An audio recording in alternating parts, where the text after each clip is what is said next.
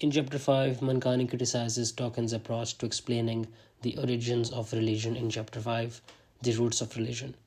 He argues that Dawkins begins with biased assumptions when he writes, knowing that we are products of Darwinian evolution, we should ask what pressure or pressures exerted by natural selection originally favored the impulse to religion.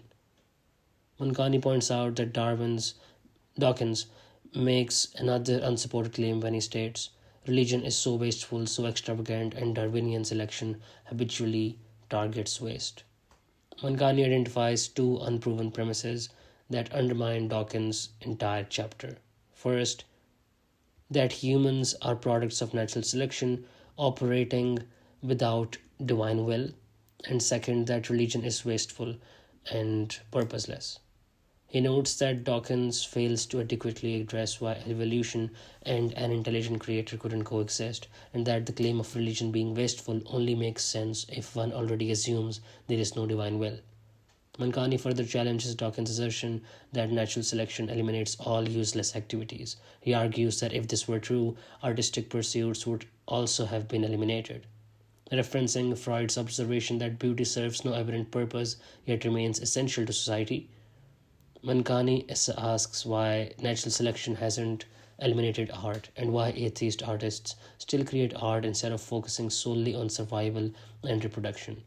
He suggests that if art somehow helps humans survive by helping them create or make sense of existence, the same argument could apply to religion. Mankani then critiques Dawkins' narrow definition of benefit when asking about the benefit of religion. Dawkins restricts benefits to strictly Darwinian terms, and Mankani describes this as an extremely limited and myopic vision that cannot see anything except in Darwinian terms, and argues that Darwinism is practically a religion for Dawkins that can explain all natural phenomena. Mankani challenges empiricism, the epistemological approach that Dawkins relies upon.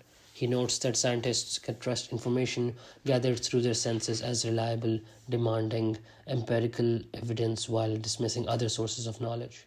He contrasts this with philosophers who rely on rational thinking and logical principles, considering them more infallible than sensory data. Mankani argues that among all the sources of knowledge stated above, it is empirical knowledge that is the weakest and most unreliable compared to rational faculties, unconscious, psychological communication through dreams, or divine revelation. Mankani points out that empirical knowledge is highly subjective and dependent on environmental conditions and the observer's state. He references quantum physics, where experimental results can differ based on whether the environment is being observed.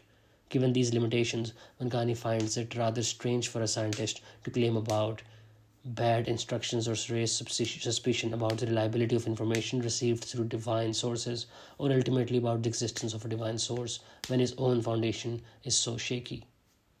Mankani examines Dawkins' discussion of dualism and teleology. He notes that Dawkins claims children have a natural tendency towards dualistic theory of mind, and that a tendency to dualism is built into the brain, without explaining why this would be the case or what evolutionary processes led to dualism. Dawkins describes dualism as the belief that the mind is some kind of disembodied spirit that inhabits the body and therefore conceivably could leave the body and exist somewhere else. Dawkins references Paul Bloom to suggest that humans are predisposed to be creationists because we assign purpose to everything. Mankani argues that Dawkins uses two inexplicable phenomena, predisposition to dualism and assigning purpose, to explain a third, which is religion. Mankani criticizes Dawkins' attempt to explain these predispositions through natural selection, noting that Dawkins borrows Daniel Dennett's classification of stances humans use to predict behavior: physical stance, design stance, and intentional stance. Dawkins concludes it's entirely plausible that the intentional stance has survival value, but admits it is less immediately clear that dualism is a necessary concomitant of the intentional stance. Mankani points out that Dawkins' case relies on phrases like could be and seems plausible rather than evidence. He also highlights what he sees as an inconsistency in Dawkins' thinking about design, quoting Dawkins, "Living things are not designed, but Darwinian natural selection licenses a version of the design stance for them," which Mankani finds confusing. Mankani summarizes Dawkins' argument as follows: as firstly, assuming intent and purpose is beneficial for survival. Natural selection favors a dualistic brain that can assume intent.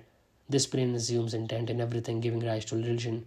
However, as Dawkins himself admits, the connection between dualism and the intentional stance remains unclear.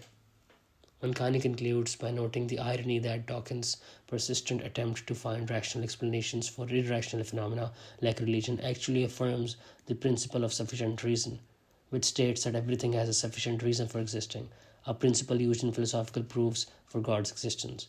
Thus, Mankani argues Dawkins' pursuit of the matter is a self defeating exercise because it just goes to show that PSR is true and therefore there must be an ultimate explanation for all things.